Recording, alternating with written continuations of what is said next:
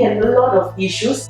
There wasn't any proper communications, and there were a lot. I could say that it's just crises and all. Crisis, problem over problem with no solutions. But now I could say that we could sustain. We have grown. We are able to actually face issues even more courageously. And I think it's about asking for help. Learning to ask for help and able to navigate. What was helpful for you to actually go and ask for help? Because like what you said, asking for help isn't easy. Yes. Yeah. So I think asking for help actually takes a lot of courage, because usually people who need help actually, it's not that we don't know, but I think a lot of time there's a lot of hurdles that we have to go through, a lot of obstacles just to ask for help, because we don't know where to start. Because like I mentioned, problem over problem with no solutions. So it's very hard for us to see a clear picture or a clear path actually. So asking for help is, even it is a big step for us to do back then. Because I think it's also how the family was brought up, upbringings, values, and a lot of emotions, attachments, issues. So asking for help has always been difficult, but no doubt now we are able to ask, and even we are not shy or not afraid of being judged for who we are as a family. That's very important, because you realize that when you ask for help, then help is given. You're able to support each other as a family, and then you are progressing. So you mentioned like there was like a few issues, right? So the family situation wasn't good at that point of time. What were some things that the FSC did or Gerard did that helped you to tide through that also? I think a lot of things like housing, the financial, the resources actually. The housing, the financials, because we were schooling back then. Even of means that recently even to get laptops, or some those kind of, even if it's very hard to describe whether how big a house but I think there's a lot of help provided to us along the way, in terms of like grooming us as an individual also. Like because the FSC didn't only work because my mom was the primary client. But instead of just working with my mom, I think actually they work with individual of us. So not only my mom, my sisters, myself, because individual of us has individual problems and issues. So I think it should work with us, and it's not only helping one person, but actually as a family unit as well. Oh yeah, that's interesting. That your mom was the main client, but you also was in the whole picture of the family service center. Okay, so that means Gerard was helping, or rather the FSC also was helping mostly in like the rental housing, certain financial stuff, and certain things along the way like resources, like what you said. Okay, how would you describe your 8 years of experience here currently? Like what would you say? I think it has been a safe space for me. It appears to be like a safety net, a safe space for me to be vulnerable, because I get to understand that even the strongest person will break. And help is there. It's only when we ask, help will be given. I think the journey has been really tough. Despite these 8 years, there wasn't really about a dependency that we keep on going back. I think there were times that we have to go back to the social workers quite regularly just to ask for help and things. But we have come to a point that we actually has grown, we actually has sustained, we can maintain from the family being broken down. Okay. And on that note, how would you, if let's say there's a resident who is facing some concerns, but is thinking whether to seek the FSC for assistance, what would be something that you say to that person? I would definitely encourage the person to seek help. I think aside from being a beneficiary, I also feel that it's a safe environment. It's okay to actually be vulnerable, be ourselves. It's a non-judgment place now. Where you can actually share your worries, and confidentiality is there. There's something that I actually want to address. Sometimes we work with for instance, like Mr. Gerard, where he works with all of us, with my sisters and myself. The confidentiality was there. So I think it's a safe environment to actually be vulnerable, non-judgment, and it's also like a place for resources. If you're not sure, then it's okay to ask. Yeah, only when you ask, help will be provided.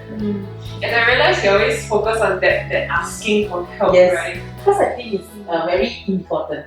Yeah. Yeah, because we know where the resources, we know where the FSC is, we actually know where can we go to help because informations are everywhere. You know, when we Google, it's in the internet, it's everywhere. But you know, the first step is actually to attempt to actually make the first step. Yeah. It's to actually approach the center.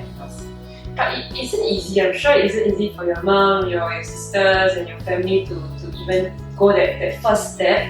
Yes. What was helpful in you making that first step? Like, was there anything that you thought about, or some support or some encouragement? I think it's the rapport with the worker.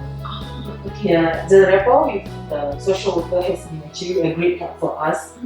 Yeah, I think it actually allows us to open ourselves. Okay. Yeah, so aside from just like asking, it's the rapport that we have actually come this far because we were able to actually, share certain things. Yeah.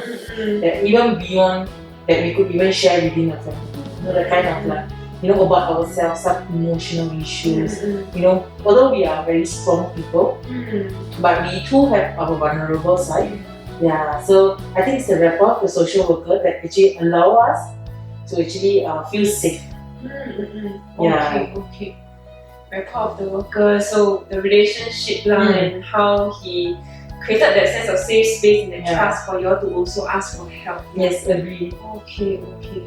And anything that you or your family learn about yourself along the way, as an individual? Definitely. Yeah, I think there's a lot of things that we achieve because I think we actually usually only focus on our disappointments, problem, crisis. We fail to actually realize our strengths. Yeah, and the unity within the family. Yeah. A lot of times we didn't see that, and I think through the years of being known to FSC, I think that's one thing that we actually find it as an asset is to actually be able to see the unity within the family, to actually hold the family system. So if you were to mention some strengths or assets that your family has, or even any individuals in your family, what would some of them be? I think communication. Yeah, I think we learn to actually voice talk as a family to make certain decisions. We are working together and not just individual. Yeah, and if to learn to say yes and no to certain things and responsibility. Oh, that's important. Yeah. Within the family, so that we do not expect another person to actually know. Yeah, despite we stay in the same group, but sometimes it's just to actually communicate things, then discuss and make decision. Yeah. And I think importantly is also not to give up. Yeah. I think it's to actually, why? Because problems will continue to come. Yeah, no matter how much we have improved from day one till now, I still can say there's a lot of crises, emotional problems. And things are getting even more complex. Yeah, but I think what has kept us going is because now there's better understanding within ourselves, within the family, and also the courage to actually face things on our own. And I think 6 of you it's not easy to do this communication, right? And like it's so amazing because even if let's say one person I know that communication is important, doesn't mean that the other family members also will know that communication is important. But your whole family is now quite united in the sense that they're able to all be aware that this communication is very important. Yes, agree. Yeah.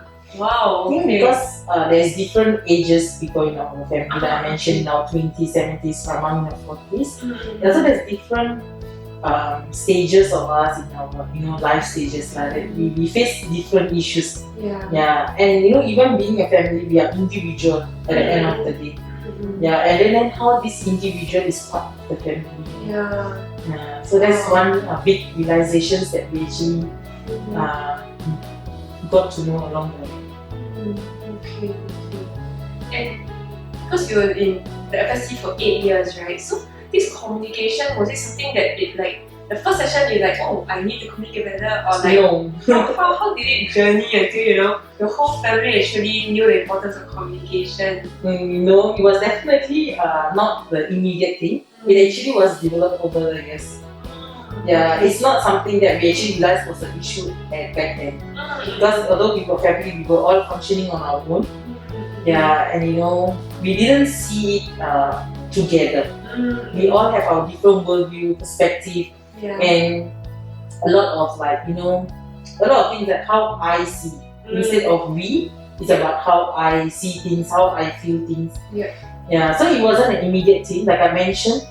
Although my mom was a primary client, I think when the worker actually worked with individual of us, then actually that became so realization. Yeah. Actually, we didn't actually knew about this, that each another was actually going through this. A lot of times we do have sessions together. Yeah, we were actually like, oh really? Is that how you felt? Or is this how you feel? Wow, so nice. Yeah, so there are sessions together that help us to understand one another. Okay. And throughout your 8 years, compared to the first time you actually stepped into here and like now, did your thoughts about FSC change or is it still the same? Definitely have changed over time. Yeah, initially I feel that it was not a safe environment, or maybe because I do not feel comfortable talking to strangers. Who are they? How can they help us? Sometimes we have attachment issues and we develop with certain social workers, and suddenly it was a transfer case. Now how are we going to survive? Is this person going to understand us? Or will we have a breakthrough? So definitely it has changed over time. I think the trust, the relationship, and so to the extent that I'm willing to actually give back. Yeah, so myself studying. Yeah, actually I'm actually pursuing my diploma in social work. So I actually want to be a social worker. That's so nice. Yeah, I think because of strangers like I met along the way, the social workers who actually believed in us and journey with us. Yeah, one after the other. You don't have to just be one. There were so many of them because my family was known to this system for quite some time already. Yes, so can definitely say things have changed over time.